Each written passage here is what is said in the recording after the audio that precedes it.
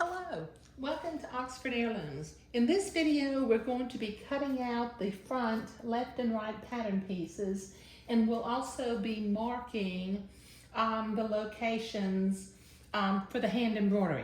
Now, as you see, I've already got one piece cut out. The pattern piece is still pinned to the fabric. I'm going to put a little blue mark up at the top and down at the bottom that will represent the fold line for the button facing. Okay, all right, and then I can unpin my pattern piece. Take me a minute. I put lots of pins in these things all the time.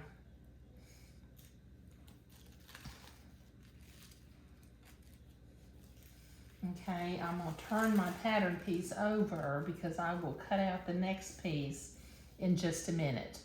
Okay, now from this piece, where my blue fabric marking line is, I'm going to line up, let's see if I can show this, the bottom of this particular embroidery design with the little blue line, and that's what I'm going to embroider in between the pleats.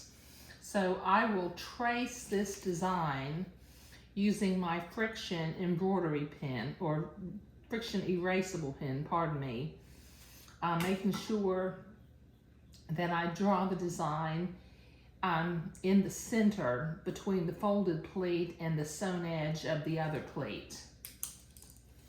Okay, so I will just trace where the little leaves go, where the bullion rows will go. We'll have 3 little running stitches, another bullion rows, 3 more little running stitches, another bullion rows, and then 3 more lazy daisy leaves. And I think that's going to be really pretty. Okay, so let me put this piece aside. Well, here, I'll show you what I just did. Okay, I've got that traced on right at the level of the blue water-soluble fabric marking pen. Okay, now let me bring this a little bit closer to me so that I can begin to pin this into place. Now this blue mark up at the top represents the inside edge of the facing. So let me line that up.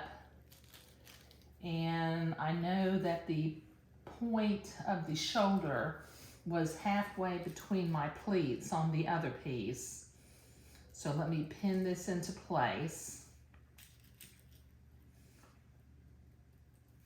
And then I'll cut it out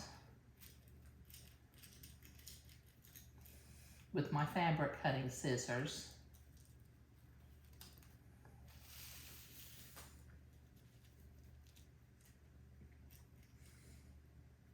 Don't be afraid to use lots of pins when you're cutting these things out, because you want the fabric to be as crisp alike as the pattern piece as possible. Now this does blouse up just a little bit in the center where the pleats are, but that's okay.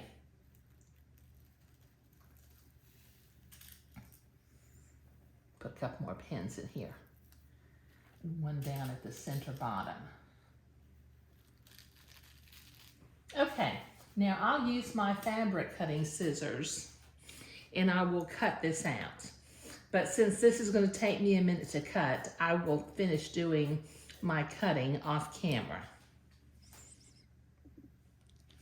Okay, I've got this second piece cut out, so I'm going to start with my blue water-soluble fabric marking pen, and I'm going to mark the top where the fold is supposed to occur and the bottom where the fold is supposed to occur. And then with my 1, 2, 3, 4, 5 buttonholes, I'm going to mark the top and the bottom of each buttonhole.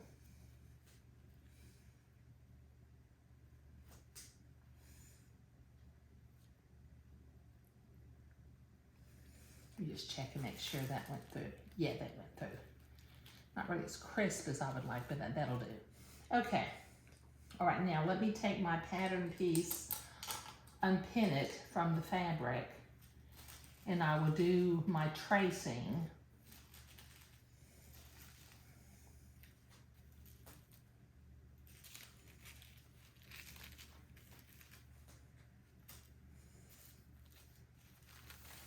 And set my pattern piece off to the side. Use my tracing design. I'm going to start up here in between the pleats, center that design in between the pleats and trace that again.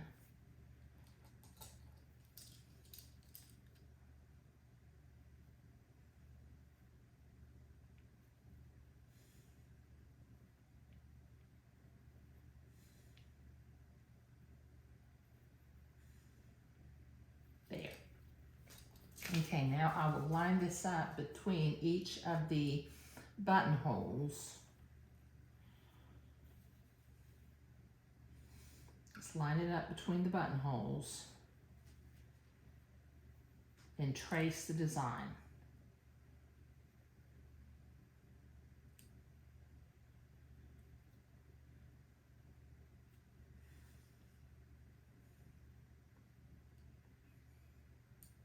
There, that's one.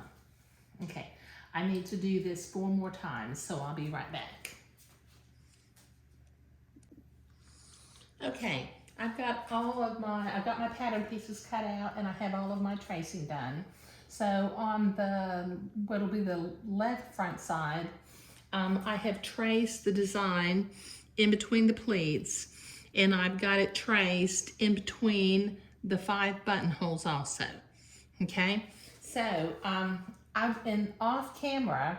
I've got some hand embroidery to do because before I can do any more sewing on this garment, I need to complete that.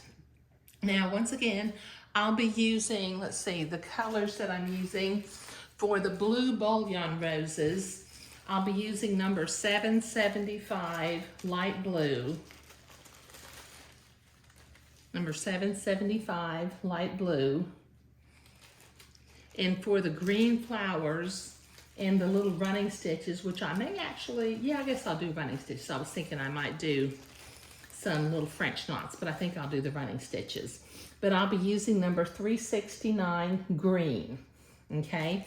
And I selected these colors because the blue goes with the color of my blue silk ribbon that I'll be using on the bonnet. But in this video, we were cutting out the pattern pieces, tracing the embroidery designs, and transferring the pattern markings from the pattern piece. But thank you.